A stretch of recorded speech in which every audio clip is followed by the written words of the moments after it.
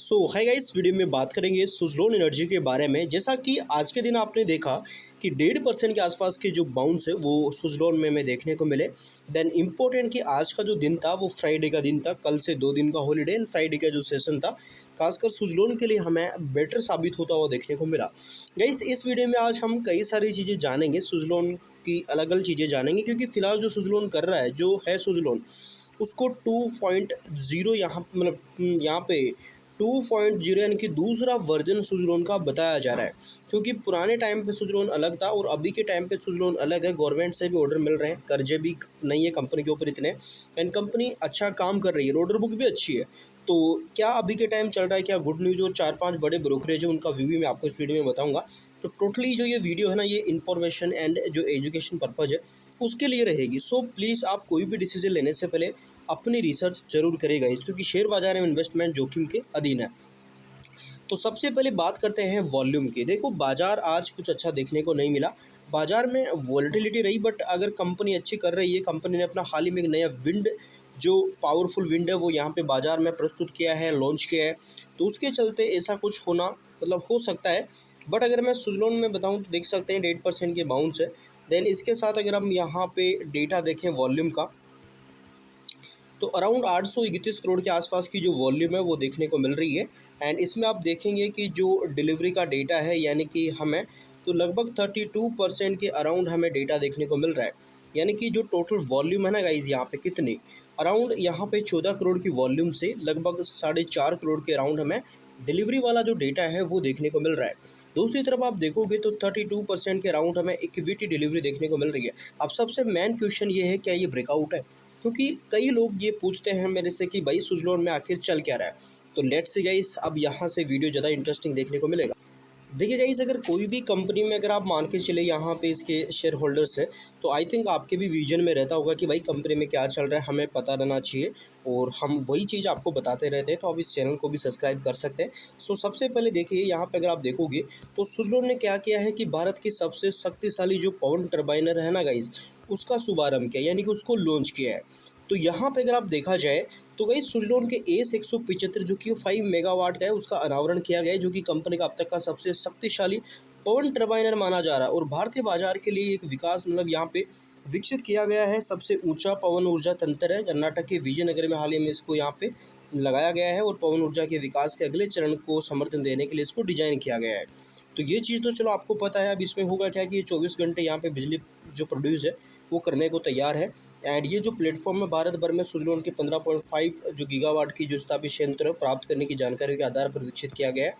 अब यहाँ पे समझिएगा इस कि देखिए, सुज़लोन वर्तमान में पवन प्रौद्योगिकी, सौर ऊर्जा भंडारण, परिस्थितिकी प्रबंधन परियोजना विकास और इंजीनियरिंग सेवाओं सहित विविध क्षेत्रों में काम कर रहा है। यहाँ पे देखा जाए 17 देशों में कंपनी का काम है, जहाँ पे लगभग 21.5 गीगावाट तक की स्थापना कर चुका है।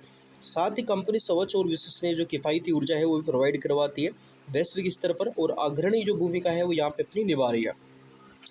देखिए, अब हम देखते हैं कि आज उछाल के पीछे रीजन क्या है। तो पहला रीजन बताया गया नए प्रोजेक्ट और कीर्तिमान। कंपनी ने हाल ही में ही कर्नाटक में जो यहाँ पे शक्तिशाली विंड है वो लॉन्च किया है, जो कि 160 मीटर लंबा है, यहाँ पे यानी कि ऊंचा है। टरबाइन लगाई, जिससे निवेशकों का कंपनी पर थोड़ा भरोसा लौट रहा है। मजबूत ग्रोथ आउटलुक। तो सुज़लोन ने वित्त वर्ष 21 तक के लिए महत्वाकांक्षी रोडमैप तैयार किया है, जिसमें पवन ऊर्जा के अलावा व्यापक रिन्यूएबल एनर्जी प्लेटफॉर्म पर भी कंपनी अपना लगभग बाजार पूंजीकरण यानी कि जो बाजार में हिस्सा है, यानी कि लगभग 25% तक का जो रेवेन्यू है वो यहाँ पे सीजीआर के थ्रू चाहती है 2000 यहाँ पे 31 तक। इसके बाद कर्ज मुक्ति की स्थिति। तो कंपनी ने खुद को कर्ज मुक्त यानी कि डेब्ट फ्री कर लिया है, जिसके निवेशकों का जो आकर्षण है, भरोसा है वो दिख रहा है। ब्रोकरेज का भरोसा। तो मोतीलाल ओसवाल जैसी जो बड़ी ब्रोकरेज फर्में हैं वो यहाँ पे थोड़ा कंपनी पे विश्वास जता रही है। सुज़लोन एनर्जी। तो देखिए, भविष्य फ्यूचर आउटलुक की अगर बात करी जाए तो एक्सपर्ट्स और ब्रोकरेज हाउसेस काफ़ी सकारात्मक दिख रहे हैं। अब देखो, ये जो मैं आपको न्यूज़ ला के दे रहा हूँ ना गाइस, ये कोई एक साइड की नहीं है, ये है 11 साइड से, जिसमें मनी कंट्रोल भी है, बिजनेस टुडे भी है, एंड यहाँ पे बिजनेस स्टैंडर्ड भी है, और अन्य 11 साइड से वहाँ से ये न्यूज़ मैंने इकट्ठी करी है।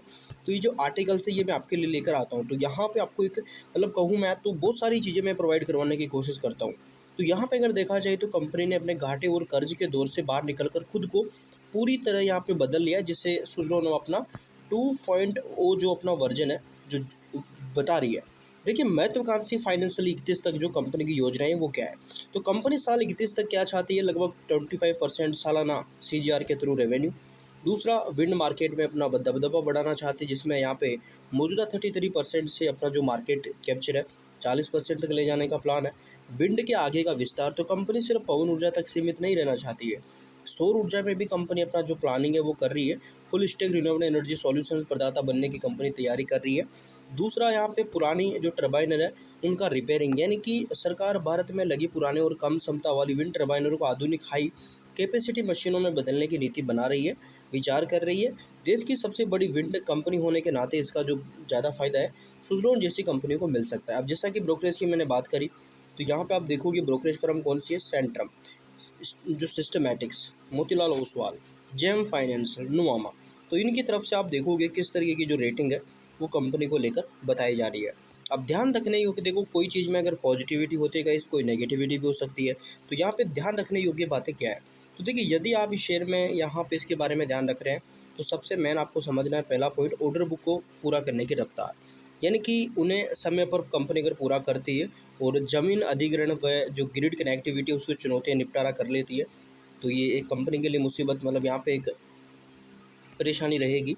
महंगा वैल्यूएशन, तो लगातार पॉजिटिविटी अगर आती है तो पी वगैरह यहाँ पे चीज़ें अच्छे मतलब यहाँ पे बढ़ सकते हैं, तो ये भी एक है। इसके बाद कच्चे माल की लागत, तो स्टील और कॉपर जैसी जो कमोडिटी दाम बढ़ने से कंपनी पर यहाँ पे इम्पैक्ट पड़ सकता है। तो ये कंपनी के लिए इंपॉर्टेंट कच्चा माल होता है जिसके थ्रू कंपनी अपने विंड तैयार करती है। तो ये अपडेट्स आई थिंक, अगर आपको वीडियो थोड़ा भी अच्छा लगा होगा गाइस, आप चैनल को सब्सक्राइब कर लेना, क्योंकि मैं आगे भी आपको यहाँ पे वीडियोस प्रोवाइड करवाता रहूँगा। सो इम्पॉर्टेंट कि अपनी रिसर्च जरूर करें, उसके बाद ही आप कोई डिसीजन पर पहुँचेगा, क्योंकि मेरा जो वीडियो है टोटल एजुकेशन पर्पज और न्यूज, यानी कि टोटली मैं कहूँ तो इन्फॉर्मेटिव रहेगा। सो ये है, और बाकी thank you for watching guys.